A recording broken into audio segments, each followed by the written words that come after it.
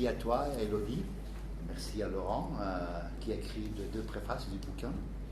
L'autre, c'est Rudy Ricciotti, qui l'a écrit aussi.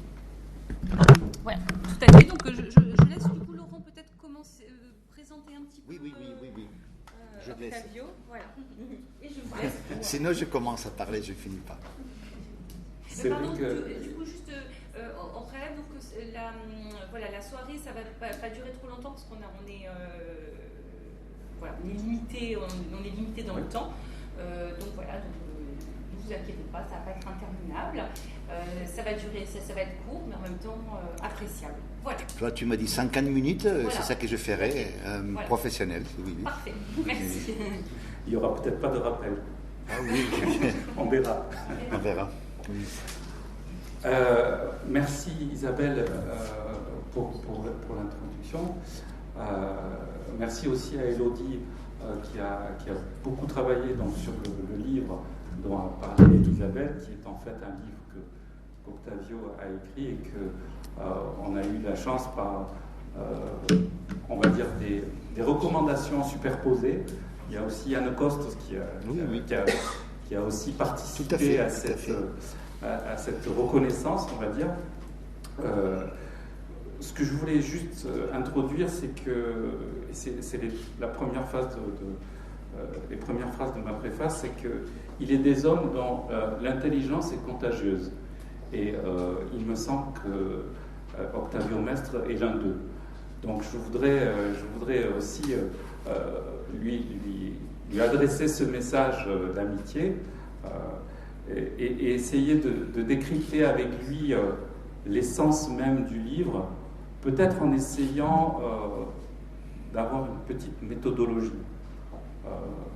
Moi, j'aime travailler sur les 5 points alors qui ne sont pas forcément les 5 points de l'architecture, mais les 5 points qui me semblent qui sont développés ici et que je sais que tu vas développer dans la conférence, qui sont 5 points essentiels, qui sont la question de la genèse, d'où est-ce que c'est parti finalement, comment est-ce que ta pensée de la conception peut-être de l'architecture va nous être exposée, qu'est-ce que c'est être un architecte, ensuite la réception de l'architecture, c'est-à-dire la fortune critique que tu peux nous apporter, et peut-être tu pourras parler de cette revue digitale dont tu t'occupes depuis presque 30 ans maintenant, c'est ça? 30 ans, non, 10 ans. 10 ans, 40 numéros. Voilà, 40 numéros parce que c'est tous les 3 mois. Et il me semble qu'il y a un dernier point, et ce sera le 5e, qui est intéressant, c'est quelle est l'actualité aujourd'hui de Octavio Mestre. Voilà, donc si tu veux bien essayer de... C'est une espèce de proposition. Maintenant, je sais qu'on va s'écarter de tout ça, mais ce qui est intéressant, c'est d'essayer de rester peut-être sur ces 5 points en particulier. On n'a pas répété avant, hein, donc il découvre la question des 5 points, mais ça fait référence inévitablement aux 5 points de l'architecture développée par Le Corbusier. Voilà. Oui. Bon, en tout cas, merci, comme je vous ai dit à tous et toutes que vous avez collaboré à faire ces bouquins possibles. C'est vrai que j'avais notre programme dans la conférence, mais s'il faut évoquer les choses que mon ami Laurent il a dit, que l'intelligence est contagieuse. Probablement, c'est moi que j'ai reçu l'intelligence de lui, parce que moi, le American International Association of Architects n'a jamais lauréat de rien, et je viens d'apprendre que cette année, l'American Institute of Architects, il a lauréat 2 architectes dans le monde pour ses réalisations. Une était Waro Kishi, qui est un architecte japonais, et l'autre c'est un petit français qui s'appelle Laurent Duport, qui n'est pas mal. Ça fait qu'arriver à ce niveau, c'est pas facile, et c'est lui qui vient de recevoir cette grand honneur de l'American Institute of Architects. Non? Ça fait que je profite pour vous le dire, parce que je l'ai appris, c'est pas longtemps, non? Moi, j'étais prof aux États-Unis aussi, mais après, quand je suis parti, on m'a dit bye bye. Et c'est fini. D'accord, très bien. Moi, je voulais vous dire que moi, j'ai conçu toujours l'architecture je dis toujours comme un tambouret à 3 pattes. Parce qu'il y a une patte qui est bien sûr donner des cours. Moi, à l'âge de 23 ans, j'ai commencé à donner des cours à l'Université de Barcelone. Déjà, encore, j'étais étudiant, il y avait d'autres étudiants. J'ai commencé à travailler dans le département d'histoire de l'architecture. Et je suis prof, comme je vous disais auparavant, dans une trentaine d'universités européennes et américaines, non? Presque toutes les françaises. J'étais prof à Lyon, à Rennes, à Paris-la-Villette, à Toulouse. En Italie, j'étais prof partout, aux États-Unis, en Amérique latine, parce que probablement être avec les jeunes et partager ce type de choses, je crois que de plus en plus tu deviens âgé, ça te rafraîchit et ça te permet toujours d'être en contact avec ce qui se passe dans le monde. Non? Une autre chose que pour moi il était très important, c'est la recherche. C'est écrire, publier. C'est vrai que j'ai publié plus de 400 articles, mais j'ai publié 23 bouquins. J'ai publié pas mal de ces bouquins, je les ai offerts à l'école de Montpellier. Et je vous ai porté aussi aujourd'hui d'autres copies pour vous l'offrir à la bibliothèque de la même façon que j'ai offert le bouquin de la T18 qui a sorti en papier maintenant. C'est vrai que là, vous pouvez voir quelques publications et quelques bouquins. Ça, ce sont probablement les deux les plus complets. Une, je l'ai écrit au Mexique parce que je vais clôturer avec une conférence après les agences des Koolhaas, Farhadi, Bjarne Ingels, tout ce type de gens que vous devez bien connaître. Non? Après, il y avait un petit connard de Barcelone qu'on lui a invité pour faire la conférence de clôture. J'ai dit, pourquoi moi? Ah oui, parce que sa página web era muy padre, son site internet était magnifique. Je n'ai rien cru, mais j'étais déjà là, il fallait faire la conférence quand même. Non? Et à ce moment-là, j'écris ça, l'architecture comme mystère, parce que je crois que quelquefois, quand on est jeune, on essaye de trouver des certitudes. Non? Tu veux apprendre à projeter, tu veux apprendre à voir comment les choses fonctionnent. Non? Et dès que tu deviens plus grand, tu te rends compte que les choses vraiment importantes, c'est les mystères. C'est les choses qu'on ne peut pas exprimer. Non? Dans un point, j'explique dans le bouquin que l'architecture, on ne peut pas la montrer aux autres, mais quand même, il faut l'apprendre. Non? Mais on l'apprend en parlant avec les autres élèves dans les couloirs, on l'apprend en voyageant, on l'apprend en pensant, parce que l'architecture, pour vous qui vous êtes étudiant d'architecture, ce qui est important, c'est de la faire devenir, plutôt qu'un métier, une fenêtre pour regarder le monde à travers cette fenêtre qui est l'architecture. Ça, je crois que si vous arrivez à ça, même si c'est un vieux métier, si c'est compliqué, si on a des problèmes, quand j'arrive fatigué à la maison, j'ai dit merde, le client, c'est horrible. Il y a un moment que chez moi, on me dit mais tu as des problèmes parce que tu as beaucoup de travail. Parce que sinon, tu n'aurais pas autant de problèmes. Et c'est vrai que quelquefois, il faut être juste et penser les choses dans la mesure qui se correspond. Ça, c'est la revue dont Laurent parlait. Il y a eu un moment qu'il y a 10 ans, ça c'est vieux parce que j'ai le prix d'une autre conférence, mais maintenant, on a continué à publier 4 numéros tous les années et on a fait un numéro en papier de 670 pages que j'ai donné pour la bibliothèque de l'Ensemble, que vous pouvez les voir là, parce que toutes les publications sont en espagnol, anglais. Mais comme vous n'êtes plus comme la blague que je viens de vous expliquer, vous pouvez le comprendre ou l'un ou l'autre. Mais bien sûr, comme architecte, pour moi, une chose qui est très importante, c'est de construire le monde. Non? Moi, quand j'étais jeune, je pensais que je ne construirais pas autant, mais c'est vrai qu'on est arrivé à construire beaucoup de choses. Non? Je voulais juste vous montrer 5 projets un peu plus développés. Une, c'est ma maison à Tamariu, où je vous ai promis une grille à la langouste, quand vous voulez. Il faut que m'appeler et je prends la voiture et on le fait. Tu es le bienvenu aussi. C'est une petite cube qui flotte entre les pins, juste à côté d'une falaise magnifique dans la partie la plus belle de la Costa Brava, avec le niveau extérieur, intérieur au même niveau, parce que c'est une maison à vivre au pied nu. Ça, c'est le soir de la maison. Ça, c'est l'intérieur de la maison dans laquelle je plantais les troncs des pins que j'ai coupés parce que je disais qu'ils étaient les gardiens de la mémoire. Ils étaient avant que j'étais là. Ça fait que j'ai récupéré les troncs, je les mis dedans l'espace. Et ça, c'est moi en lisant. Qu'est-ce que tu fais en été? Si je ne voyage pas, je lis. Je dis toujours que la lecture, c'est le voyage du pauvre. Même si être dans cette maison, c'est pas trop pauvre. Hein. Mais je vous dis que pour moi, je lis continuellement. Ma fille me dit toujours, papa est un grand lecteur, il ne fait que lire. Bon. Ça, c'est le paysage qui est en face de ma maison. C'est pas mal quand même. C'est pas mal. Un autre projet que j'aime beaucoup, c'est un concours qu'on a gagné pour faire la connexion entre deux bâtiments de la Mutua Madrileña à Madrid. Pour un architecte catalan, gagner le concours pour faire le siège central sur la Castellana de la Mutua Madrileña, c'est comme gagner 0,4 Bernabéu. Ça, c'est important quand même. Et pour moi, il a été drôle parce que là, il voulait connecter les deux bâtiments. J'ai pensé de faire une passerelle. Connecter ces deux bâtiments, mais que plutôt c'était plus que bâtiment, une topographie.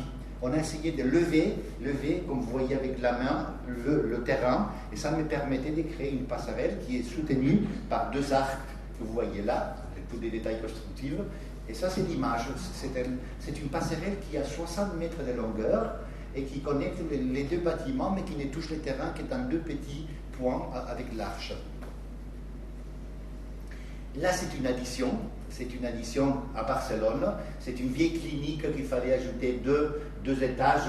Et pour éviter cette histoire des glaces à deux parfums, je fais que la partie supérieure en acier cortin, il rentrait aussi dans les fenêtres et marquait toutes ces parties que vous voyez là. C'est un projet qui a été très primé, qui a sorti publié partout, comme m'a invité à l'expliquer au Canada. Il a été à l'IPA, la société que tu connais mieux que moi. On a choisi comme un très beau projet en Europe, d'intervention dans les vieilles villes, non? Vous voyez les fenêtres qui sortent et qui parlent avec la partie de l'addition supérieure. Là, c'était notre bâtiment, qui était un bâtiment sur lequel on voulait jouer avec la métaphore de la glace solidifiée, qui était ça. C'était un bâtiment de 12 000 mètres carrés de bureaux, mais surtout, il y avait un travail de la peau, de la façade, non? Parce qu'en plus, comme là, c'était une invention qu'on a fait, il n'y avait pas une DIT qu'on appelle en Espagne, c'était un document d'identification technique. On a dû brûler tous les bâtiments, tous les matériaux qu'il fallait mettre pour être sûr que ça supportait les charges-feu. C'est ce type de conneries qu'il faut jouer avec, mais que c'est toujours quelquefois compliqué, non? Ça, c'est la façade, non? Je crois que c'est une des plus belles façades que j'ai jamais fait, parce que c'est très abstract. Et là, probablement, c'est notre bâtiment le plus connu. Pour une petite agence de 5 personnes à Barcelone, gagner le prix international pour faire le siège de la direction du CERN à Genève, le centre de la recherche nucléaire. Il a été vraiment une histoire importante. Et nous, ce qu'on a joué ici, je ne sais pas si vous en France en avez fait, quand on est petit, les enfants, ils jouent avec les mains, ils superposent les mains, après ils font comme ça, ils tapent, non, ils rigolent. Et nous, on a joué avec les deux mots jeu et enjeu. Parce que j'expliquais aux physiciens du CERN qu'il était important toujours essayer de faire que l'enjeu était devenir un jeu. Et à ce moment-là, regarder toujours cet esprit enfantin qui te permet de construire ce type de choses. Ça, c'est l'aéroport de Genève, ça, c'est le centre. Et juste au milieu, c'est ces bâtiments que vous voyez là, avec les pièces qui se superposent. Et aussi, vous voulez refléter un peu la théorie atomique des électrons qui bougent autour du proton central du nucléus. Non? Et comme le nucléus de l'atome il est vide, ces bâtiments, il avait une grande cour centrale qui était vide, qui était ça, qui pour moi avec la neige était toujours très joli parce que nous on n'est pas, j'imagine que non plus à Montpellier, vous n'êtes pas trop habitué avec la neige. Ça fait que quand on faisait les visites des chantiers, on voyait la neige, pour moi c'était presque magique. Non? Mais bien sûr, on a fait beaucoup de choses. Je vous dis, ça c'est notre dernière maison à Ibiza, un lieu aussi privilégié juste en face de la mer. Ça c'est le dernier projet que j'expliquais avant à Laurent. On a fait pour un client, c'était un couple qui a 2 filles. On voulait faire les chambres des filles comme 2 petits appartements avec un double espace à l'intérieur. Et le client, il a dit « Ah, j'adore, c'est magnifique, mais je veux que vous me mettez tous à 3. » J'ai dit « Bien sûr, mais à 3, on n'a plus le même projet. » Non, ça c'était le premier idée du projet avec les appartements. Chaque appartement, il avait un escalier pour permettre que les filles rentraient le soir s'ils venaient trop tard et les parents ne savaient pas. Non, pas du tout, pas du tout. Il faut qu'ils rentrent par la porte, il faut qu'ils contrôlent quand est-ce qu'elle arrive. Et à ce moment-là, cette idée, il a développé, il a changé à ces projets-là, qui est bien sûr moderne, contemporaine, comme toujours. Et on est en train maintenant de rédiger les APD Pro et attendre le permis pour le construire. Non? Ça, c'est le dernier bâtiment de bureau qu'on vient de finir maintenant. Ça, c'est un bâtiment de 3800 mètres carrés qui n'a pas que 6 poteaux. 3800 mètres carrés, il n'y a que 6 poteaux. C'est triangulaire parce que la parcelle était triangulaire. Ça, c'est le 3D qu'on a fait pour convaincre les clients avec cette fenêtre qui rentrait dedans et qui était avec la serrurerie alu d'une autre couleur parce que c'était de la même façon que tu manges une pomme. La couleur de la pomme, c'est pas la couleur de la peau. Ça fait qu'on jouait avec ce type d'histoire. Et ça, c'est des photos du bâtiment déjà fini. Vous voyez là toutes les structures quand on le construisait. 700 mètres carrés sans aucun poteau, qui est la partie supérieure. Et ici, vous voyez en train de finir le bâtiment. Et le bâtiment déjà fini avec un triple espace intérieur.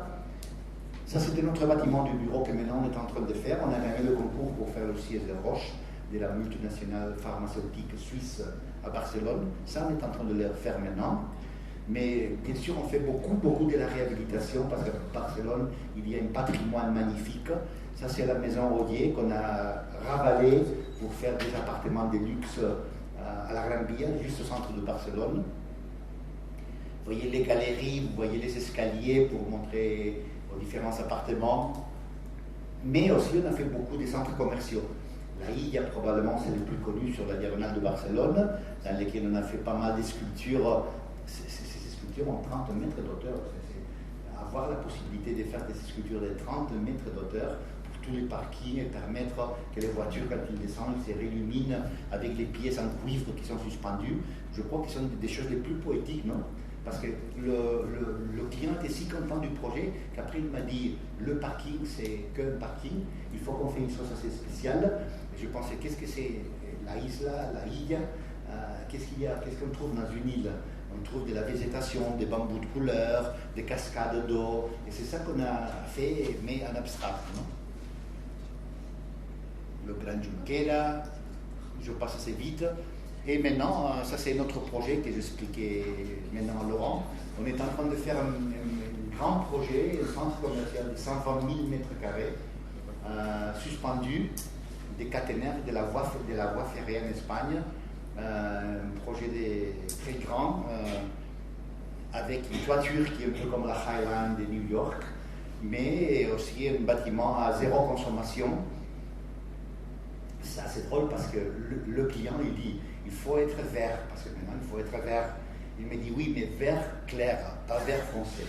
On ne va pas dépenser trop quand même, parce que la société, le développement durable, comme vous dites, quelquefois c'est assez cher aussi. Mais bon, là vous voyez quelques images de la partie de comment monter. Ça, on est en train de rédiger déjà le projet pour le commencer à faire. Comme c'est le terrain qui remonte, quelques parties de ce terrain va remonter aussi avec un hôtel qu'on a déjà commencé à développer. Et je crois que maintenant, il y a un an, je n'étais pas sûr, quand on a commencé à travailler avec Laurent d'autres projets, mais maintenant, oui, je crois que ça va sortir parce que lui avec des amis à nous, on a eu la financiation européenne des fonds de Luxembourg pour payer l'opération. Ça fait que si tu as aussi l'architecte qui paye, ou qui trouve quelqu'un qui va payer, c'est assez plus facile pour continuer. Non? Mais de la même façon que je vous disais, maintenant, depuis 2 ans, je suis en train de travailler en France. Et un promoteur français m'a demandé à Font-Romeu de faire une belle opération d'appartement que moi, comme je n'avais pas lu la réglementation, j'essayais de faire comme des maisons en bande qui étaient intégrées dans le terrain qui descendait. Ça fait que de la route, on ne voyait rien parce que toutes les toitures étaient végétalisées. Et à ce moment-là, il a été très drôle parce que le maire de Font-Romeu m'a dit mais vous sautez toute la réglementation, la toiture doit être en ardoise, 45% de pente, comme ça. Et la fille de la COGEAM qui était là comme conseillère externe, elle a dit oui mais le projet c'est mieux que la réglementation. Et à ce moment-là, ce qu'il faut faire, c'est changer la réglementation, pas le projet. C'était la première fois qu'il m'arrivait ça dans ma vie à 60 ans. Et je dis, oui, est-ce qu'il faut que je t'embrasse parce que pour moi, c'était drôle comme ça, non? Et bon, on est devenus amis, finalement, le projet, on ne l'a jamais fait, mais on nous a recommandé pour faire aussi la brasserie de Cap-Dona, à Saint-Cyprien. On m'a dit, le mec qui m'a contacté, on m'a dit que vous êtes un architecte et que vous savez faire disparaître le bâtiment. J'ai dit oui, avec des bombes, oui, et avec, si on est fait souterrain aussi. Ici, on ne pouvait pas faire, hey Nicolas, ça va? Ici, on ne pouvait pas faire souterrain, mais quand même, ce qu'on a fait, c'était de remonter, faire un jardin végétal, une sorte de potager pour les différents éléments qu'ils utilisent pour la fabrication de la bière. Non? Ça ne se fait pas non plus, mais bon, finalement, on a une petite commande pour faire une petite maison à Saint-Cyprien aussi, qui sera la communauté de communes du Sud-Roussillon. C'est un projet où je dois remercier Laurent et Nicolas qui m'ont aidé à faire les choses à la française. Parce que vous, Français, vous êtes aussi assez compliqués quand même. Il faut faire à la mode de chez vous, comme savez-vous planter des choux. Ça, je ne sais pas si vous savez la chanson. Non, si, vous savez. Encore on la chante, parce que j'étais petit, j'allais à l'école, mais ça allait vite, des choux. Bon, il faut faire à la mode de chez vous. Et à ce moment-là, ils m'ont montré comment faire les choses à la française. Non? Et là, c'était un projet, c'était un concours qu'on a gagné justement avec Laurent. C'est un tiers-lieu à construire dans un bâtiment du 19e avec des grosses poutres en bois magnifiques dans lesquelles on a mis des networks, des filets. On a mis des filets pour permettre que les gens puissent se reposer et rester là entre l'histoire. C'est comme une sorte de passage dans le nuage. Non? Et là, c'était notre projet qu'on a fait pour le pont de Saint-Cyprien, mais que je dois t'expliquer parce que c'est une autre histoire, ça. Aussi à Bourg-Madame. Mais maintenant, j'ai une petite douzaine d'études que j'ai fait des faisabilités avec la COGEAM en France. Et après, quand ils sortent à concours, on essaie de gagner les concours. Mais c'est plus facile quand tu fais l'avant-projet. Ça fait que, bon, on travaille. Mais ici, on est revenu pour parler d'un livre. C'était juste ça pour vous présenter qu'est-ce qu'on fait nous à l'agence comme architecte. Non? Un livre qui déjà il a été écrit d'abord en espagnol, l'architecture comme un mystérieux. Un bouquin que je dis toujours que faire un bouquin c'est presque la même chose que faire un bâtiment parce qu'il faut faire 10 000, il faut prendre des décisions continuellement. Vous comme architecte, dans votre futur comme architecte, vous ne ferez que prendre des décisions continuellement. Quelquefois vous allez vous tromper. Mais quand même, finalement, il faut que la partie positive soit plus importante que la négative. Non? Là, vous voyez par exemple des images toujours de la maison de Tamariu avec l'ombre, une sorte de loge à l'ombre, un peu comme Tanitsakis, dans lequel vous voyez l'ombre des pins, l'ombre sur l'eau de la piscine, l'eau sur la barbecue, et finalement, cette sorte de lumière et d'abstraction, pour moi, il était très important. Non? Sur le bouquin, je parle de comment être toujours moderne, parce que je crois que le projet moderne n'est pas mort. C'est vrai que si la période qui va de la Renaissance au maniérisme, au baroque, au rococo, il a duré pendant 300 ans, dire que le projet moderne qui n'a que 100 ans, c'est ridicule de penser qu'il est mort. Non? Parce que je crois qu'une des caractéristiques les plus importantes du projet contemporain, c'était juste ça, c'est l'abstraction, comme vous pouvez voir quelquefois dans mes bâtiments. Moi, j'ai beaucoup travaillé avec Giambi, une entreprise catalane qui fait des lames, qui fait des lattes, des façades. Et maintenant, quand les gens parlent de la double peau, je dis, mais moi, la double peau, je l'ai utilisée toujours avec les lames de Giambi pour créer cette sorte de couche d'air. On peut le faire FT comme avec des matériaux contemporains, comme sur la gare de Montpellier que vous avez ici. Non? Mais c'est vrai que ces choses, pour moi, cette abstraction, c'est toujours une condition de modernité. Et ça, je crois qu'on peut le voir presque dans tous nos projets. Dans le bouquin, je parle de la peinture contemporaine comme référence. Je parle de l'abstraction, je parle de Pollock, de Motherwell, je parle de Rothko, je parle de tous ces grands maîtres qui nous aident, parce que quelquefois, on est plus fait compte si on voit des références des peintures, des littératures, que non d'autres architectures qui ne sont pas si intéressantes. Non? les maquettes, non? Je dis à l'agent, je suis très content quand je viens ici à l'école de Montpellier, je vois toujours des maquettes, non? Parce que chez moi, les gens de mon agence, ils ne veulent plus faire des maquettes. Les gens veulent, personne ne dessine à la main. Je lui dis, mais dessiner à la main, parce qu'il y a toujours une connexion main-cerveau qui est imprescindible, très importante, non? Et en plus, il y a une matérialité que des gens qui savent faire le 3D magnifique peuvent dire beaucoup de mensonges. Et finalement, tu vois, avec ces 3D magnifiques qui peuvent t'aider à gagner un concours, que quand même on triche. Mais on se triche eux-mêmes, non? Et je crois que ça, on ne peut pas le faire jamais comme architecte, parce que sinon, après, le résultat, c'est des bâtiments de merde.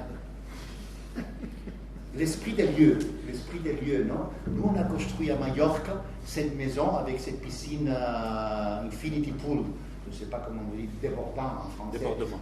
Un débordement, avec l'eau qui tombait vers la mer et avec toute cette maison qui était très tranquille, mais qui était un peu le même esprit du cimetière de Deia, non? Cette sorte de tranquillité, d'horizontalité, parce que c'est vrai que l'horizontalité nous aide, non? Moi, j'ai eu de la chance, parce que quand j'étais étudiant, quand j'avais 20 ans, j'ai commencé à travailler avec ce monsieur vieillard qui s'appelle Coderch, et tout le monde dit qu'il était le meilleur architecte de l'Espagne de la deuxième partie du XXe siècle, non? Je travaillais pendant 3 ans avec lui, j'ai appris énormément de choses, non? Je vais vous expliquer maintenant un secret, et ça va vous aider, si vous le comprenez bien, ça va vous aider dans toute votre vie, pas seulement comme étudiant. Coderch disait toujours que du hall, il fallait trouver une connexion avec la cuisine, casse de kitchen en anglais, cuisine, séjour, chambre à coucher, et aussi faire une connexion entre la cuisine et la chambre à coucher, et une connexion entre les chambres à coucher et la cuisine sans passer par le séjour. Si vous êtes capable de faire ces petits schémas dans tous vos projets, dans tous vos traités de droit que vous êtes en train de faire avec Laurent maintenant, je vous promets que le projet sera magnifique. Ça, c'est vraiment une chose que je n'ai jamais ratée. Même une fois, je me rappelle avec une fille, une architecte de Annecy, avec laquelle on a fait un concours à Lyon Confluence.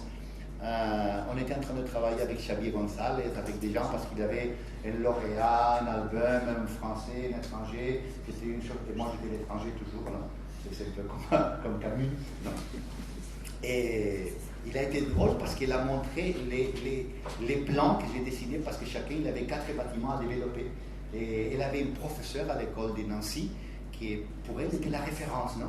Elle est venue avec les 16, parce qu'on était à 4, chacun il avait 4, et son prof lui a dit ça et ça c'est une vraie architecte. Et elle m'a dit, et c'était tes 4, pas un T4, tes 4 bâtiments, non? Parce que quand vous faites les choses comme ça, les choses fonctionnent, non? Et après, j'ai appris une chose avec lui, c'est le deuxième secret que je vais vous partager aujourd'hui, que c'est utiliser la diagonale. Parce que la superficie de ce rectangle est la même de ces 2 carrés qui sont déplacés, mais quand même, quand tu les déplaces comme ça, la diagonale augmente.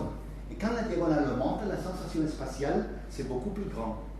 Et ça, c'est très important parce qu'avec les mêmes mètres carrés, tu auras dans tes projets une sensation visuelle qui n'a rien à voir avec l'autre chose, non? Et ça, c'est la même chose, non? Si le placard, il arrive jusqu'à non, tu vois que la chambre, elle est bien plus petite que si le placard n'arrive pas jusqu'à la fin, et tu vois que la limite, il est toujours un peu plus loin, non? 60 cm plus loin, non? Coderch, il a fait des très belles maisons. Ça, c'est moi quand j'avais 20 ans avec lui, travaillant avec lui. Coderch, il a fait les plus beaux, les plus élégants bâtiments de Barcelone. Et ça, c'est un bâtiment à moi, mais vous voyez qu'on a beaucoup appris du langage de Coderch, et après, on a travaillé tout ça, non? Et aussi, après, je travaillais avec Enrique Miralles. À l'époque, il travaillait avec sa première femme, avec Carmen Pinos. Et pour moi, il a été incroyable de travailler avec un mec qui ne faisait que travailler, qui était probablement la personne la plus brillante que je n'ai jamais vue dans ma vie. Et avoir la chance de pouvoir travailler 2 ans et demi à son côté, parce que tu apprends beaucoup des gens que tu admires. Parce que si tu n'admires pas les gens, chacun fait son histoire, mais quand tu admires quelqu'un beaucoup, bien sûr, tout ce qu'il faisait lui, pour moi, était vraiment magnifique, non? Ça, c'est le projet qu'on a fait ensemble avec lui, travaillant avec des maisons triangulaires qui te permettaient, avec une cour extérieure, récupérer la partie rectangulaire, et tu faisais ce type de choses. C'est un concours qu'on a perdu. Mais après, ça, c'est une maison à moi que j'ai fait dans cette première période de ma vie, quand j'avais 26 ans. Je venais de finir mes études. C'était une maison pour faire que des fêtes, non? Avec un garage pour 4 voitures. Mais je peux reconnaître dans tous ces bâtiments l'influence des maîtres avec qui je travaillais.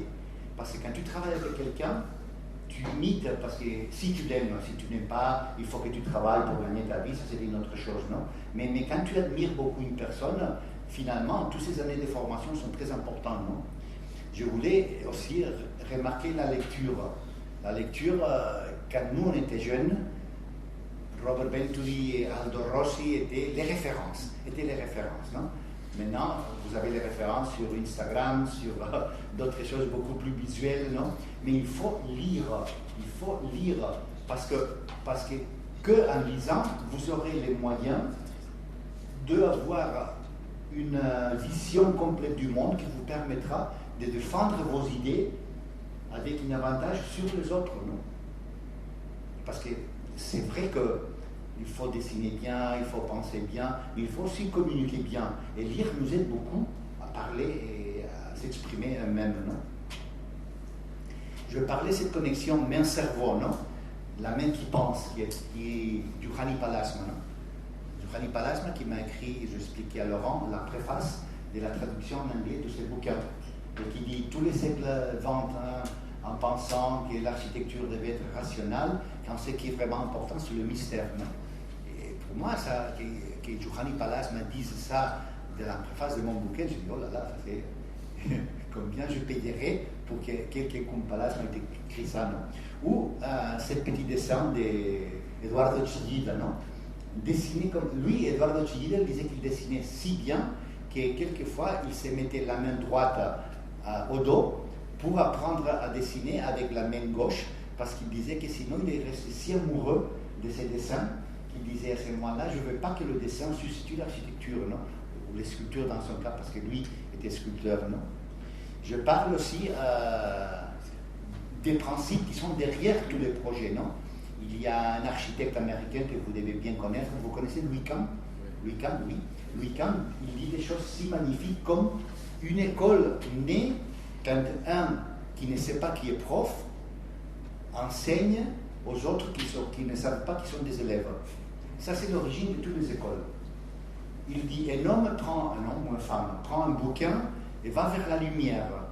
Ça, c'est l'origine de toutes les bibliothèques du monde, non? Prendre un bouquin et chercher la lumière, non? Un mec qui te dit ça, te met la chair de poule. Moi, quand j'avais 22 ans, comme vous, quel âge as-tu?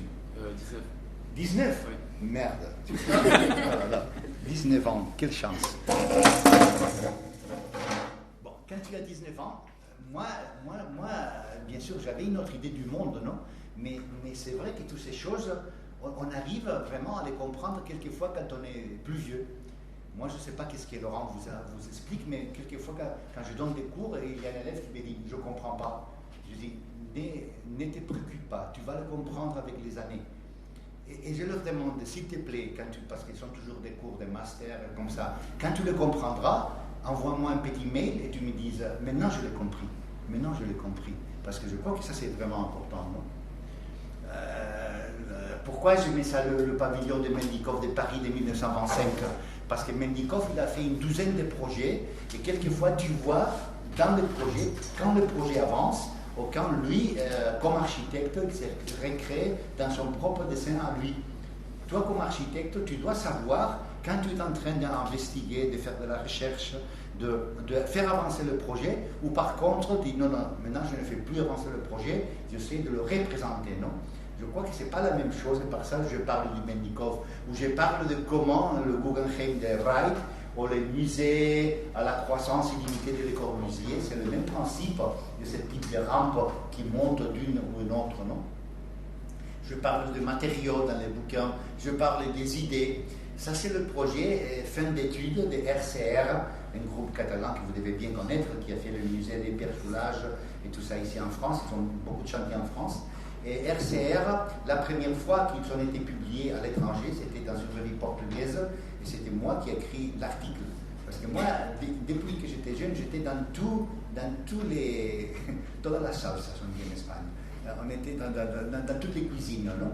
Et on m'a demandé de faire l'écrit, et eux, ils ont fait un phare, et au lieu de faire... Tous les phares dans le monde sont toujours verticales pour voir la lumière. Et eux, sur une falaise, ils ont fait une phare qui était horizontale. Et moi, je dis que tant pis si c'est horizontal ou vertical, parce que la fumée, quand on est intelligent, on trouve toujours des cheminées pour s'échapper. Et à ce moment-là, la Karma, la fille de RCR, elle est devenue si contente que quelqu'un parlait justement que l'intelligence trouvait toujours des cheminées pour s'échapper. On est devenus très amis. Et quelquefois, quand ils ont des expositions à l'étranger, comme ça, ils me disent « Oh, est-ce que tu peux nous écrire un tout petit texte ?» Mais bien sûr. Là, j'espère qu'un jour, ils sont eux qui vont m'écrire sur mon travail. Ça, c'était notre niveau. Ça, c'était notre niveau. Avoir un presque pour qu'on te fait comme ça, non? La joie de vivre, non? Ça, c'est un des tableaux que je préfère de Picasso, non? Dans le bouquin, on parle beaucoup de la relation peinture-architecture, non? Parce que c'est vrai qu'on est dans le monde pour être content, pour profiter des jours, non? Si tu es un grand architecte, mais tu es toujours fâché, tu penses que la vie c'est une merde, tu penses qu'il y a un moment que mieux que tu te dédies à une autre chose ou que tu ne sois pas si gros, parce que une chanson d'un groupe gitan, il s'appelle Gypsy King, dit si tu no tienes felicidad, de sabio no tienes nada. Si toi tu n'es pas ravi, content, bien sûr, si tu es savant, sachant, c'est pas vraiment important, non? Je parle des premières bourses d'études, non? Quand j'étais jeune, moi, je voulais sortir de Barcelone. Maintenant, c'est très facile chez vous, et en Espagne aussi, parce que vous avez toutes les bourses, Leonardos, Erasmus, non? Il y a des amis à moi qui l'appellent Orgasmus, parce qu'avec l'Erasmus, tout le monde sort, ils font l'Europe, non? Tout ça, non? Dans mon période, quand j'étais jeune, il n'y avait qu'une seule bourse qui était Urbino. C'était en Italie, mais on avait comme prof Giancarlo Di Carlo, Aldo Faneit, Peter Smithson, tous les grands gens de Tintin, non? Avoir 22 ans ou 23 ans et être avec tous ces mecs pendant 3 mois en Italie, bon, pour moi c'était une chose qui m'a beaucoup appris. Et aussi, il m'a beaucoup... Une chose qui est très importante, c'est que parler des langues t'ouvre des portes. Non? Moi, je suis ici parce que quand même je peux me débrouiller en français. Mais je pourrais faire cette conférence en 6 langues différentes. Et ça te permet de connaître beaucoup de gens. Par ça, je vous dis, en Italie, je me rappelle qu'il était le Barcelonais qui parlait toutes les langues, non? Parce que je parlais la langue, sauf avec les Suédois, parce qu'avec les Suédois, c'était assez compliqué quand même, avec les Hollandais. Mais c'est vrai que ce type de bourse d'études, ça c'était la fenêtre que j'avais, ça c'était ma table, non? Et avoir 23 ans et passer 3 mois là en Italie, pour moi, il a été une chose qui m'a fait comprendre beaucoup de choses, non?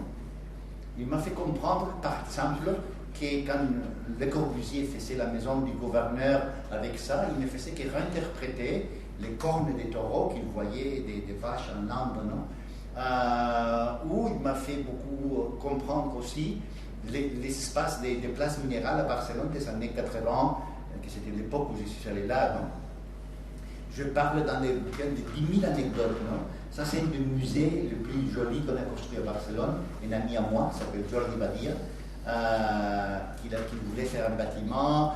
Finalement, le client lui a dit qu'il fallait faire d'abord des bureaux. Le bureau était transformé en architecture, en un musée. Après, il voulait faire le musée rouge. Et il a convaincu le client de que le rouge serait les coquelicots qu'il allait planter à l'extérieur du bâtiment. Pour convaincre un client que le musée rouge allait devenir en béton et que le rouge serait les coquelicots qu'il allait planter, il faut être quand même intelligent, hein, et parler bien, parce que sinon c'était « Ah non, je vais rouge, mon musée, non ?» Parce que lui, il avait déjà une fondation Can Mario qui est rouge, non? Et Jordi Badia, il nous expliquait un jour dans une conférence qui lui disait son client, ne continue pas s'il vous plaît à dire tout ça, parce que moi, je ne vais pas renoncer à faire mon musée à moi, non? Ça fait qu'il faut quelquefois être un peu comme ça, non, aussi, pour faire les choses, non. Je parle de qu'est-ce que j'ai appris quand je faisais le militaire à Madrid, parce que maintenant, plus à l'époque, nous, on devait faire le service militaire à l'époque, je l'ai fait à Madrid, l'académie militaire. Et bien sûr, tu vois ces bâtiments-là, tu vois cet autre bâtiment que nous on a construit à Barcelone, et tu vois les références, parce que quand tu voyages, quand tu lis, tout ça, ça te permet de nourrir ton propre métier d'architecte. Je parle aussi du poème. Pour moi, Le Corbusier était très important. Hein. Maintenant, il continue toujours à être important, mais pas si important que quand il était. Quand j'étais jeune, Le Corbusier, c'était comme mon fiancé, parce que j'allais dormir avec toujours un bouquin de Le Corbusier. C'était avec qui je couchais, non, avec les bouquins de Le Corbusier. Non. Et c'est vrai qu'il y a cet sculpteur qui est Eduardo Chillida, non, qu'il a un article très joli de pourquoi l'angle droit, il a 90 degrés et pas 89 ou 91. C'est le texte qu'il a lu quand il est devenu membre de la Real Académie des Arts en Espagne. C'est un texte délicieux, non. Ou tous les bouquins aussi de Peter Zumthor, non. Thinking of Architecture, Atmosphère, tout ça c'est vraiment magnifique. Non. Je parle bien sûr dans le bouquin de voyage, non. Qui n'aime pas voyager, non? Comment tu découvres quand tu vas à Rome ou tu vas à Istanbul, tu vois la relation entre l'architecture de l'Orient et l'Occident, non? Comment après, par exemple, quand je fais ce centre commercial à Barcelone, le Padoca Sabadell, j'essayais de répliquer avec des voiles cette même architecture aérienne des sultans en Istanbul, non? Parce que moi, je faisais ça, mais mon référence quand je faisais ça, c'était Istanbul. Mais pas pour les copier, bien sûr, parce que je ne vais pas faire des voûtes et des mosquées, mais pour répliquer des choses comme ça, non? Dans les bouquins, je parle de comment il y a des bâtiments qui sont comme des ovnis, comme des UFO, non? Qui se posent sur le terrain. Par contre, comme il y a d'autres bâtiments qui sortent, comme la maison de la cascade del Rai, la Casa Malaparte de Libera à Capri. Je parle de comment c'est important de se préparer la base, de se préparer le terrain pour construire, non? Comment Mies van der Rohe, la première chose qu'il fait à Barcelone, quand il fait son pavillon, c'est construire un socle. Parce que le socle te permet d'avoir un plan horizontal qui te permet après de développer ton propre projet à toi. Non? On parlait de Siracusa, non?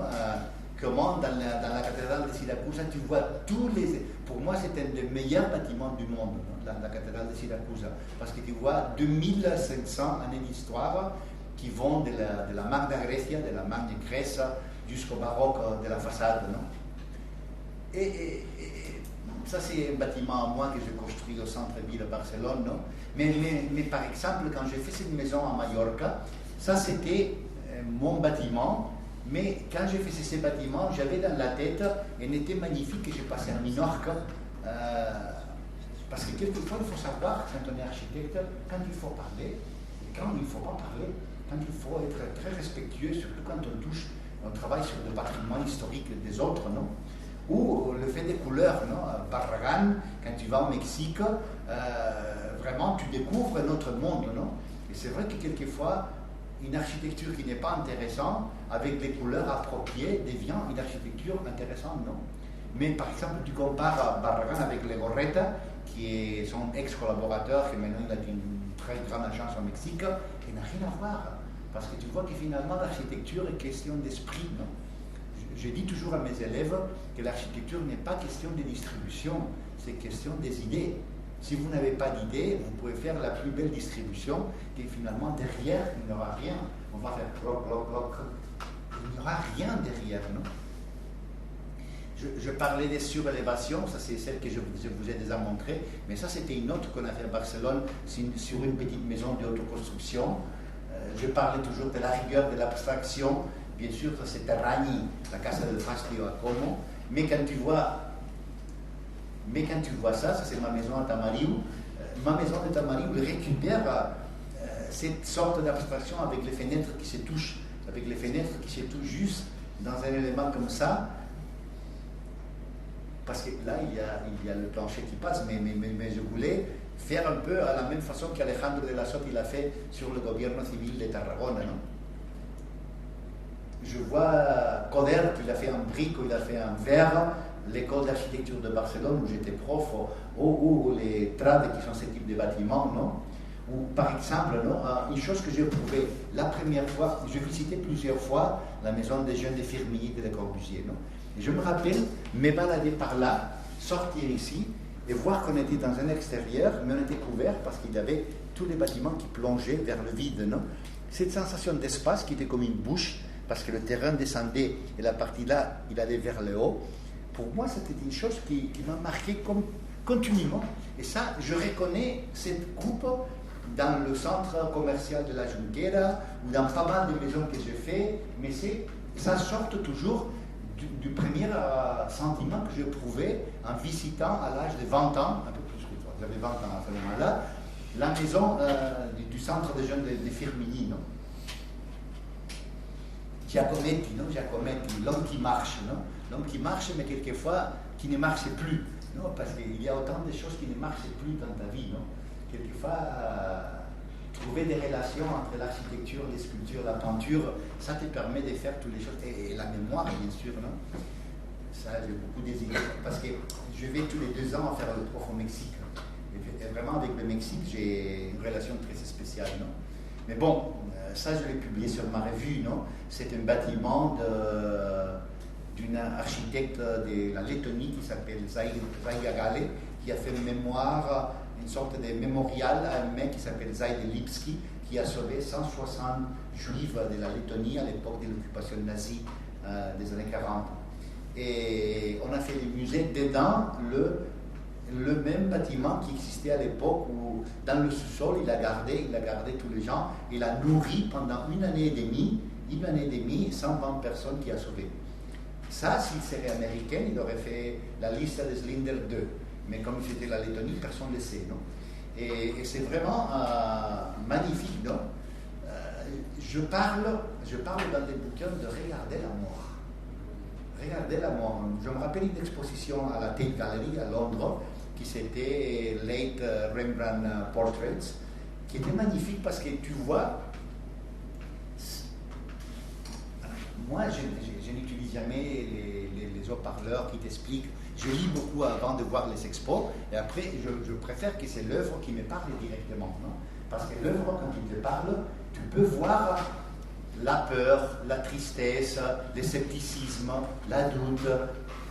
C'est une chose que quand vous avez 19 ans, tu n'arrives jamais à penser. Mais à quel âge on commence déjà à penser? Oh là là, qu'est-ce qui me reste? Qu'est-ce qui me reste, non? Les chantiers de Cannes, les bâtiments, je pourrais vous expliquer, j'aime beaucoup expliquer des blagues, non? Parce que c'est quelle est la différence entre Dieu et un architecte? Il dit que Dieu ne se croit pas architecte, non? Et il faut rire quand même, madame ici. Et je parle de Tokyo qui mélange l'architecture plus contemporaine avec les autres. Je fais la liaison entre le Palazzo Ducale di Venezia et la maison de Jaipur, dans laquelle il avait les sultans, les femmes qui étaient avec cette petite fenêtre qui pouvaient regarder, mais pas être regardées côté rue, comme dans toutes les traditions arabes, islamiques et des langues indiennes. Je parle de pourquoi dans le Panthéon à Rome, le temps s'arrête. On est dans un intérieur, mais c'est un intérieur où il pleut. C'est une chose qui n'est pas parce que l'architecte était mauvais qu'il a oublié de fermer, non? Et tu vois le soleil quand il marche là, et tu as vraiment, même si on a dépouillé des marbres qu'il avait à l'époque, la tombe di Agrippa, vraiment c'était de plus bâtiment. Je crois que c'est une des sensations que vous devez éprouver. Il faut absolument que vous les visitez à l'intérieur. Bon, je parle de la naissance d'un style, non? Pourquoi on passe du gothique à la Renaissance avec tous les travaux des Brunelleschi, non? Je parle de l'orzo de la pensée. Je parle des jardins zen japonais, comment dans la culture zen. Là, dans les jardins de Ryoanji, il y a 14 pierres, mais quand tu les regardes, tu ne vois toujours que 13.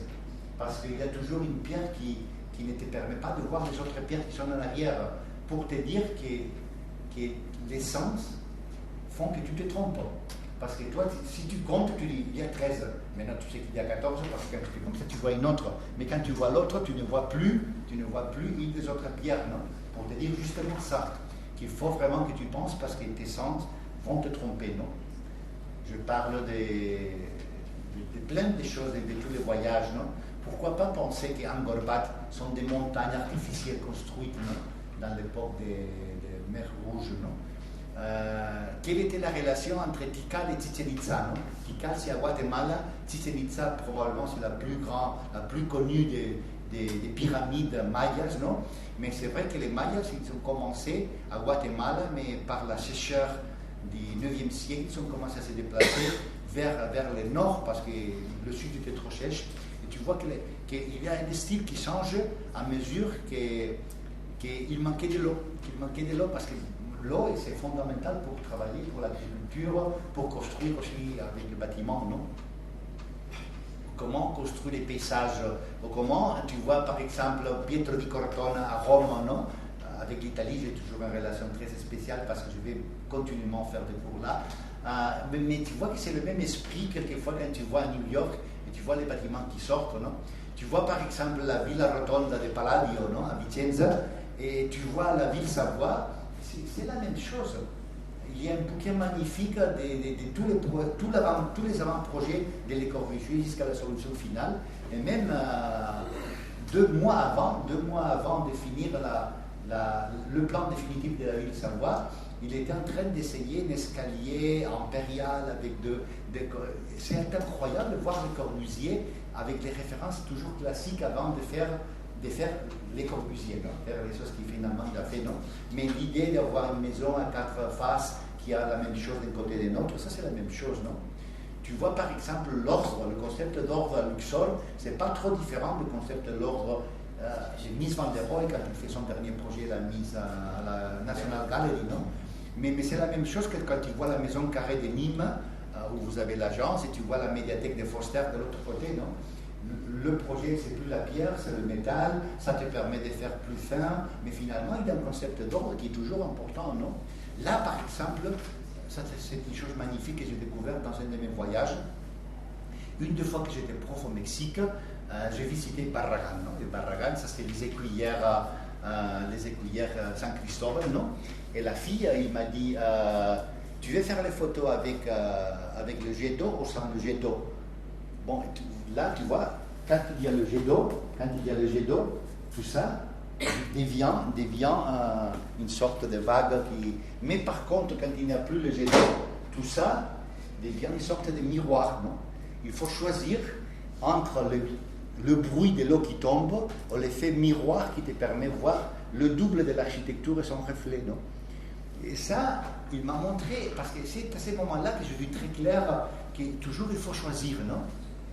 Cet ami à moi, dont je vous ai dit, Francis Nordeman, que tu connais aussi, il me disait toujours, Octavio, on n'a pas de choix, il faut choisir. Il faut choisir continuellement. On ne peut pas dire non, je ne choisirai pas, non. Moi, j'ai commencé une collection de guides pour les gens qui ne sont pas architectes, parce que quelquefois les architectes, entre nous, on se repère, on se comprend bien, mais c'est important de voir les autres, non? Quand j'ai dû expliquer à mon fils de 11 ans pourquoi les Seagram n'étaient pas une boîte à chaussures comme les autres gratte-ciels qui sont à côté. Je ne parlais pas de la Leverhulme, bien sûr, qui est à côté aussi. Mais comment tu expliques à un gamin que le Seagram c'est une autre chose, non? J'ai lui expliqué que le Seagram, pour se faire écouter, il prend recul de la Fifth Avenue, et à ce moment-là, en effet, il a construit 2 Seagram, un Seagram qui est le bâtiment et un autre bâtiment qui est transparent, qui est un Seagram d'air, non? Et mon fils disait, ah papa, tu blagues, tu dis des conneries, non? Et comment tu construis un bâtiment d'air, non? Mais c'est vrai, quelquefois, pour faire que les autres t'écoutent, tu dois baisser la voix. Tu ne dois pas crier plus, parce que si tu cries plus, tout le monde crie plus. Mais dans un cas comme ça, si tu commences à parler comme ça, tout le monde, ils vont t'écouter. Non, qu'est-ce qu'il dit, non? Et je crois que c'est ça qui fait Mies van der Rohe quand il fait le Seagram, non? Je parle de la 3e génération, je parle de Koderk, je parle de Gimnasio Maravillas, je parle de beaucoup de choses dans ce bouquin, sur toutes les choses qui m'ont aidé Et ça, c'est la dernière image, et c'est une image que j'aime beaucoup. C'est cette maison que j'ai fait à Majorque pour ces Français de Rouen, qui me disait toujours, moi, quand je serai vieux, il était plus vieux que moi à cette époque, je veux être comme toi, parce que lui, il venait toujours avec la cravate, et par contre, moi, j'allais toujours avec ça, qui est las abarcas, qui est une sorte de chaussure d'été très commun à Menorca. Non? Et pourquoi je vous montre ça comme dernière image? Parce que je crois que pour devenir architecte, on n'est pas obligé à être habillé en noir, être chauve comme la nouvelle. Non? Je dis non, parce qu'il y a quelques gens qui sont architectes, mais qui font d'architecte. Je crois qu'on peut être architecte en jeans, en barca, non? Toujours en étant normal, je dis, parce que c'est vrai que devenir architecte, ça c'est une chose assez complexe, mais qui est passionnant, non? Et vous êtes ici pour transmettre cette passion aussi aux futurs gens et pour construire le monde, pour partager vos pensées. Et si je suis venu ici à Montpellier pour partager cet événement avec vous, c'est juste pour vous insuffler l'esprit de lutter, de travailler dans cette vieille profession, qui est une très vieille profession. Je ne sais pas si c'est la plus vieille, on dit que la plus vieille c'est une autre, mais on est presque pareil, ouais? On est presque pareil. Il ne faut pas être positif. Bon, en tout cas, merci au nombreux public que vous avez rempli la salle. Merci,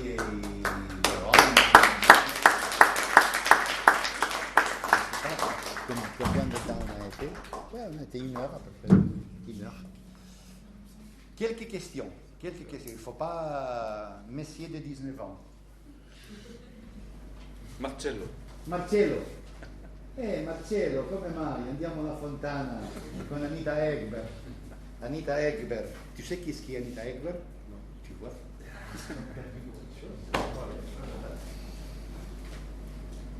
Vous parlez beaucoup enfin en tout cas, vous nous montrez beaucoup d'architecture finie, dans le sens du non fini. C'est-à-dire, Michel-Ange parlait du non finito, donc le fait de ne pas finir une sculpture pour qu'on la finisse en fait dans nos têtes, que les personnes qui passent devant la finissent dans nos têtes. Et j'aimerais savoir pourquoi, en fait, c'est souvent cette architecture qu'on prend comme exemple, alors que beaucoup d'autres font, des architectures qui ne bougeront plus ou qui resteront tout le temps les mêmes. Je ne sais pas si c'est clair. Mais, je ne sais pas si j'ai compris trop bien la question, mais comme tu as parlé, vous pouvez me tutoyer, bien sûr, tu peux me tutoyer. Je crois que la chose la plus importante de Michelangelo, c'est que si tu vois l'ordre de la Renaissance, tu vois que sur les fenêtres, normalement, il y avait les triangles, c'était très commun dans tous les bâtiments de la Renaissance. Non? Ce qui fait, je ne sais pas si on n'a pas pour dessiner.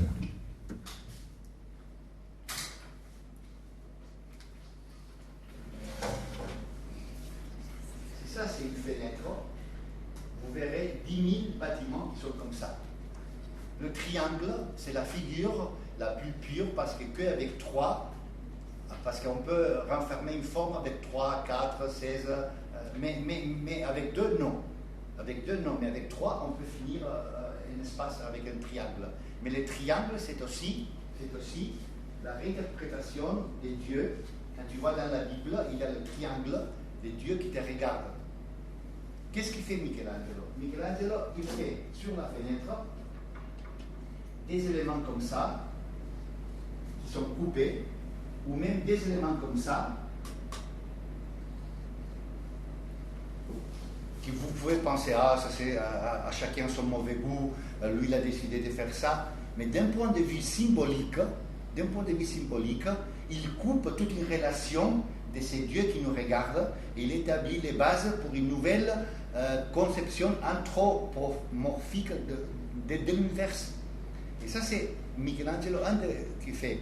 Parce que l'architecture, c'est très important. Avant, je vous disais, les idées qui sont derrière. Vous savez combien d'ordres il y avait à la Grèce ancienne?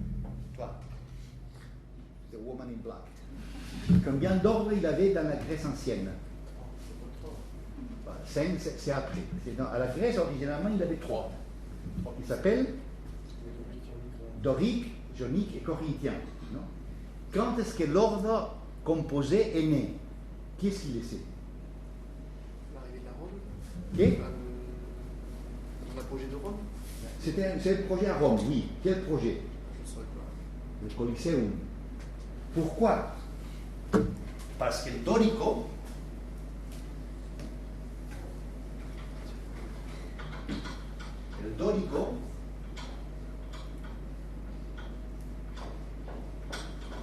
peut représenter la force de l'homme.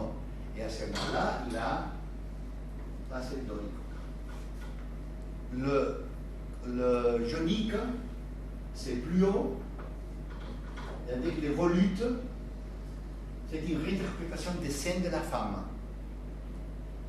Et le corinthien avec les feuilles d'acanthe, c'est encore plus haut. Il a toute la partie de la végétation, et ça veut dire la jeunesse des jeunes hommes, des jeunes femmes. Quand on fait un bâtiment à un étage, tu peux choisir, selon tes proportions, quel ordre tu vas utiliser.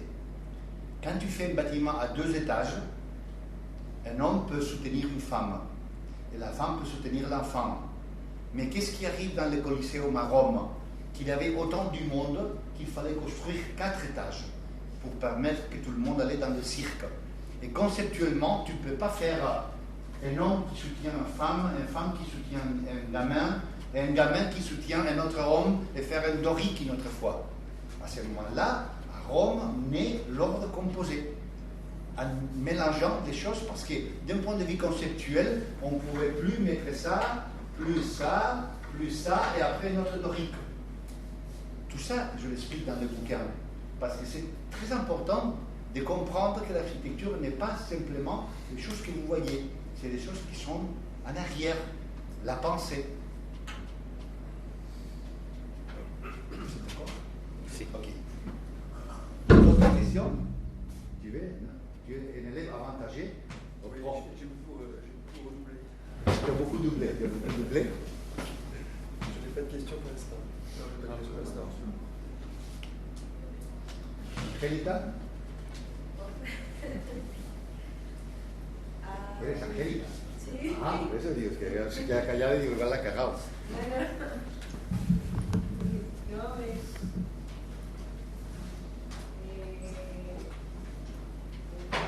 je pense que j'ai un peu compris la question que tu voulais faire. Je n'ai pas de question, mais je voulais faire juste une petite remarque. Et c'est le fait que, en fait, dans ma formation, ils m'ont appris aussi le fait que l'architecture qu'on fait, ça ne va jamais être fini, parce que nous, en tant que hommes, on cherche toujours d'avis. Donc, à la fin, l'architecture, tant que c'est nous qui la fait, ça ne va jamais finir.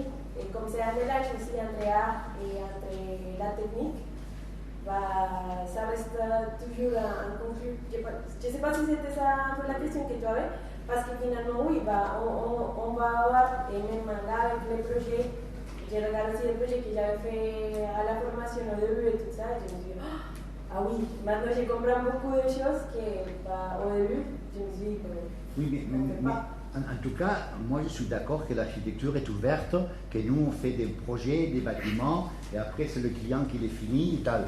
Mais quelquefois, il ne faut pas laisser trop de liberté aux clients, hein, parce que c'est pas évident qu'est-ce qu'ils vont faire après avec ton travail.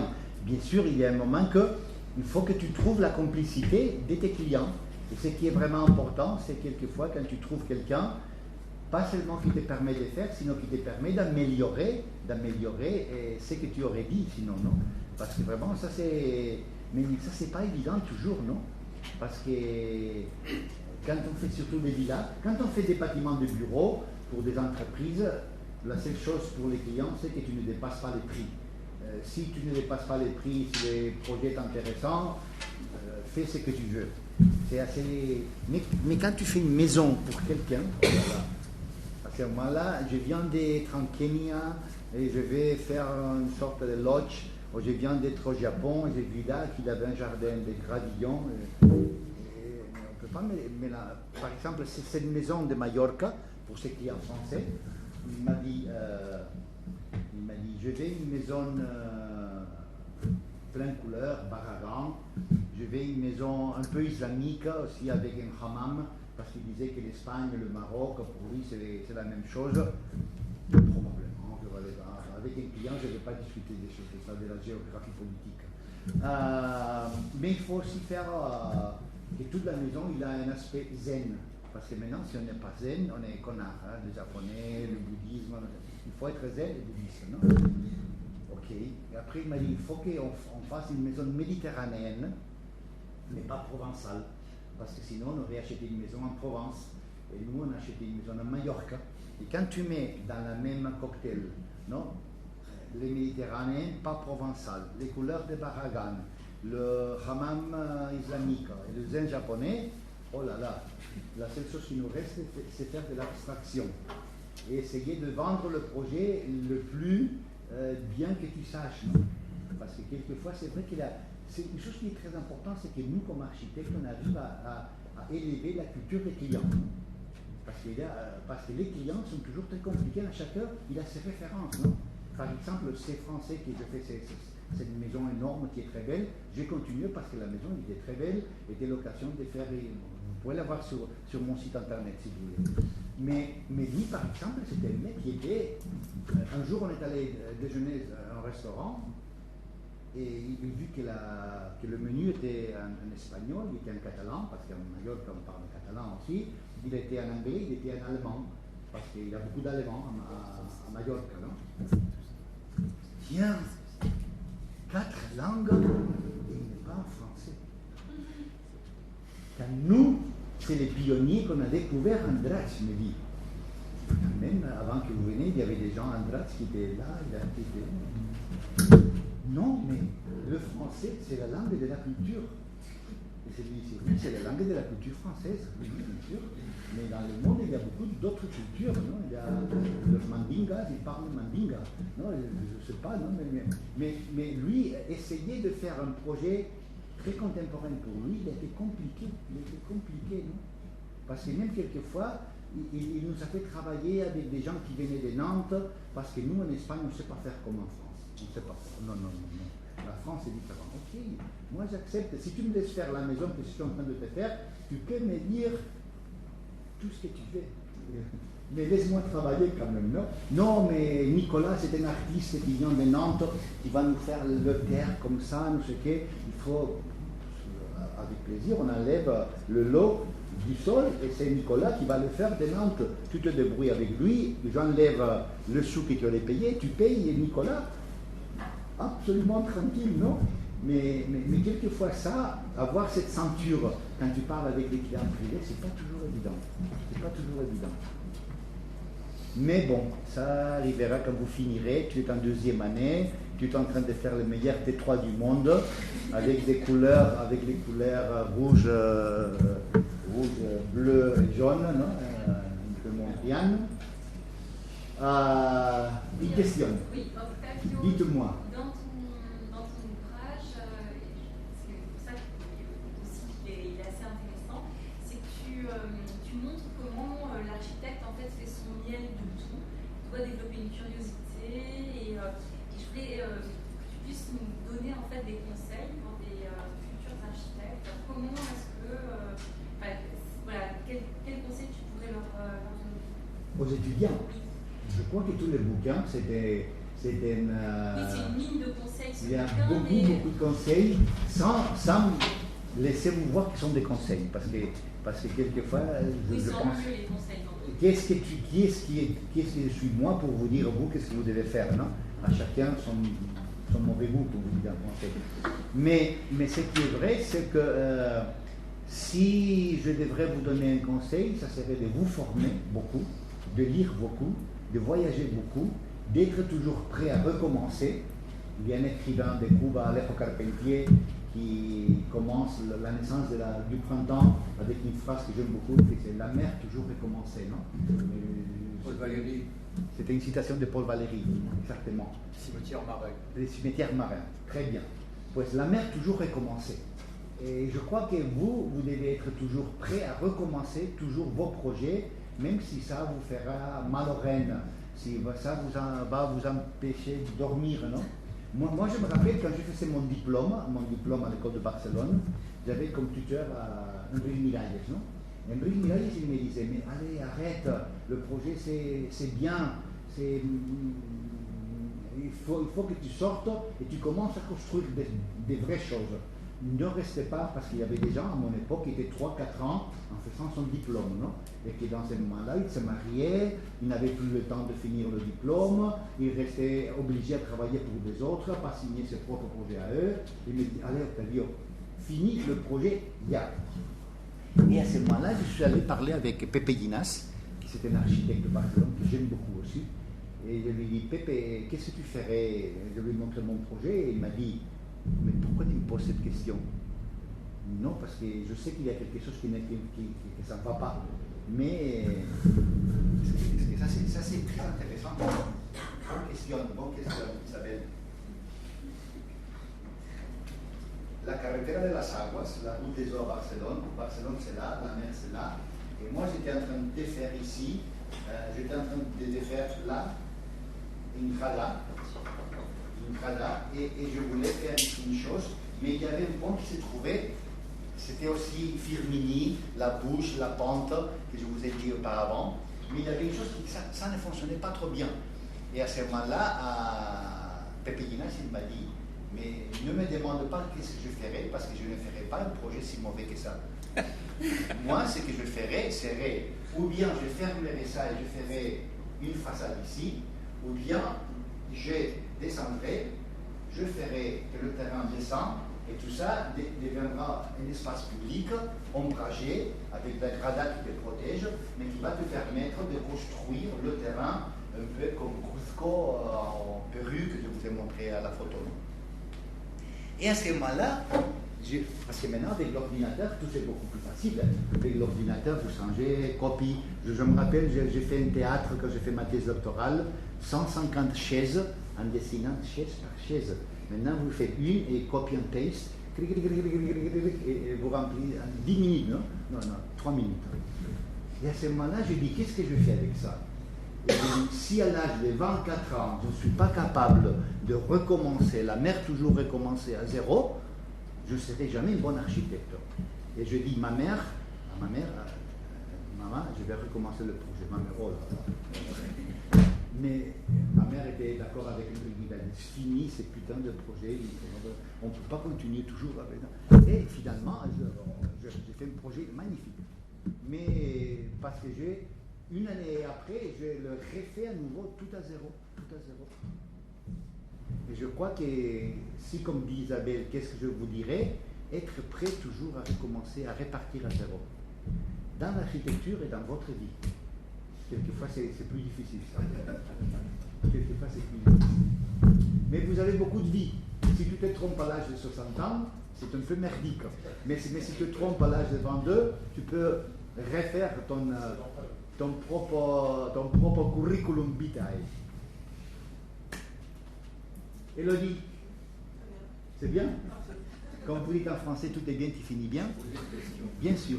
Alors, ta définition du mystère, c'est quoi en fait? C'est parce que ça commence comme mestre, M, parce qu'il fallait choisir un mot. Ça, il y a des gens qui me l'ont dit. Parce que mestre en catalan veut dire maître. Maître en plus. Hein. Maître d'œuvre. Non, bon, maître en général. Maître de la vie, non?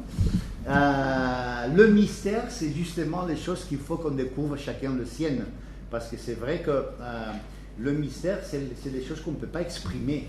Le mystère, c'est les côtés, c'est le visage occulte de la lune. Le mystère, c'est pourquoi tu deviens amoureux des solutions ou des personnes, des filles, des garçons, et pourquoi pas d'autres. Le mystère, c'est la raison intime et ultime qui te permet de faire un pari pour des solutions ou pour d'autres, non? Je crois que le mystère, c'est ce côté mystérieux, valga la redundancia, non?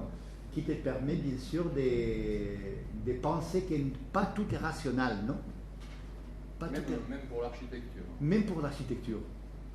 Je crois de plus en plus, je sais que l'architecture c'est un art, mais c'est un art qui est, comment dire, Angélica, mêlé avec la technologie, avec la sociologie, avec la culture. C'est un art qui est très cher, non?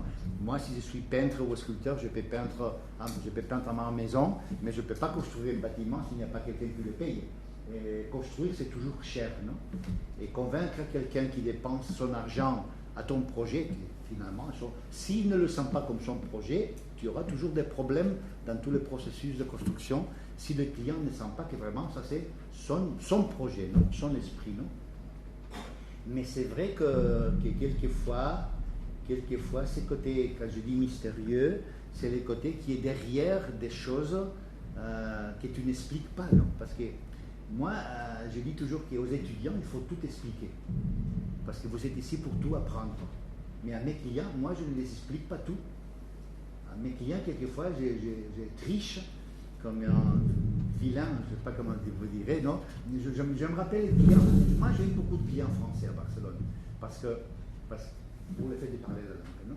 Je me rappelle une fois, un mec qui venait de Paris, qui faisait du projet de management, dans un des bâtiments que j'ai fait sur la diagonale à Barcelone.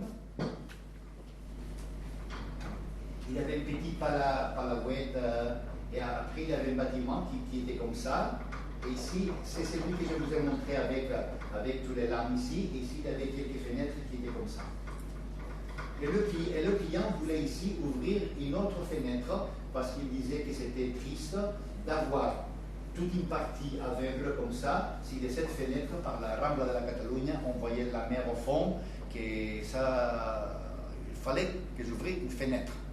Mais je lui dis, mais non, parce que pour moi, ça c'est le dialogue entre des lattes qui sont comme ça et 3 fenêtres qui sont comme ça. Si j'ajoute ça, à ce moment-là, ça ne va pas, d'un point de vue de composition formale. Je m'en fous. Je vais une fenêtre. J'ai dessiné la fenêtre, j'ai coupé la fenêtre dans le mur en briques, mais après, comme toute la façade, il a été recouvert par un luquebon, je passais le luquebon sur la fenêtre. Il a oublié la fenêtre. Non. Alors, je crois qu'il y a un moment qu'au client, il ne faut pas leur expliquer tout. Il ne voulait pas, lui, travailler avec M. Ricardo Bofill, c'est ce mec. Il s'appelait Benoît, je me rappelle quoi. Et il faut que l'escalier soit plus noble. Qu'est-ce que vous voulez dire avec un escalier plus noble? Parce que je sais qu'il y a des personnes qui sont plus nobles que les autres. Les escaliers sont des escaliers. Octavio, quand même, tu comprends ce que je veux dire, non? Parce que j'avais dessiné un escalier qui était suspendu des tirantes métalliques, il était suspendu de poudre en verre. Des poudres en verre qui soutenaient un escalier métallique qui montait. C'était une chose très... Comme je vous expliquais, un bâtiment de 3800 mètres carrés avec 6 poteaux, ça c'était un escalier en métal suspendu d'une structure en verre qui faisait la claire-voie. Plus noble. Bueno. J'ai dessiné l'escalier qu'il voulait, finalement j'ai construit une autre. Quelquefois j'ai des problèmes avec mes clients. Ça, si je vous explique comme ça, vous allez penser, oh là là, il arrive à se débrouiller. Non, quelquefois on ne me paye pas, quelquefois on me dit, le chantier n'est plus pour toi, let's go. Bon, il faut accepter que quelquefois on perd dans la vie, non? Et bon, j'ai fait l'escalier que je voulais. Finalement, il m'a dit, mais non, mais ça, c'est pas l'escalier qu'on a validé. Mais oui, c'est l'escalier, je l'ai envoyé à Paris. Et je demandais, je téléphonais, je parlais avec ta pauvre secrétaire. Je parlais avec ta secrétaire et ta secrétaire, il m'a dit que tu étais d'accord. Quand je t'ai téléphoné, je ne me rappelle plus, il y a quelques mois, mais on a fabriqué l'escalier parce que tu nous as dit oui. Je n'ai jamais dit oui. Mais allez, arrête. Maintenant, changer ça, ça va te coûter beaucoup d'argent. Et à ce moment-là, son chef il est venu, Olivier Crambade. Olivier, tu connais bien Olivier était son chef de ces petits connards. Et Olivier dit, Octavio, c'est magnifique l'escalier, Oui, c'est nous qu'on a décidé l'escalier ensemble. Je dis merde, non? Ça, c'est les problèmes. Tu peux lui demander, Olivier. Parce qu'on a le client de la BNP, c'était des Europrado, qui est un bon ami de Nicolas aussi. Mais quelquefois, il faut que tu sais, mais Terragni, il faisait la même chose. Il dessinait un nouveau commun et après, il construisait une autre chose. Ouais, souviens-toi la correspondance de Bison Darro avec François. Bien sûr. Bien sûr. Et tu vois par exemple comment Adolf Loos, quand il a fait la maison à la Michaelplatz à Vienne, on lui a obligé à mettre des pots aux fleurs, non sais quoi, il a dessiné ça, après il a construit une autre chose. Je dis, ce n'est pas un conseil à donner aux étudiants, hein. Il faut respecter les règles, non? Mais si finalement nous on a commencé maintenant à travailler en France, c'est parce que je n'ai jamais lu la normative, les règlements urbanistiques de Franck Romeu. Et on a fait un projet qui était bien mieux. Parce que c'est vrai que quelquefois, et surtout vous en France, vous avez des règlements énormes. Mais nous en Espagne c'est encore pire parce qu'on a tout copié. Et c'est comme les juifs converses. Les juifs converses sont pires que les juifs, non? C'est comme les ex-fumeurs, non? Les ex-fumeurs, oh, ils ne tolèrent pas. Moi je m'en fous si vous voulez fumer parce que je n'ai jamais fumé. Mais un ex-fumeur, non. Il sent un peu de fumée, il peut plus, non? Et ça, c'est la même chose dans tout, non? Et maintenant, pour être plus que vous, on a doublé la réglementation. On a la réglementation autonomique, la réglementation de l'État, la réglementation européenne, la ville de Barcelone a des règlements à elle. Quand il faut que tu calcules des escaliers, c'est pas toujours la même règle. Et les escaliers sont toujours des escaliers, nobles et innobles. Hein? Mais des escaliers, non? C'est toujours compliqué, Je sais que vous dînez en France à 7h30, c'est un peu tard pour vous probablement. Si vous voulez faire la fête, je vous donne mon adresse. Mais oui, so we finish? Oui, merci. Il y a quelqu'un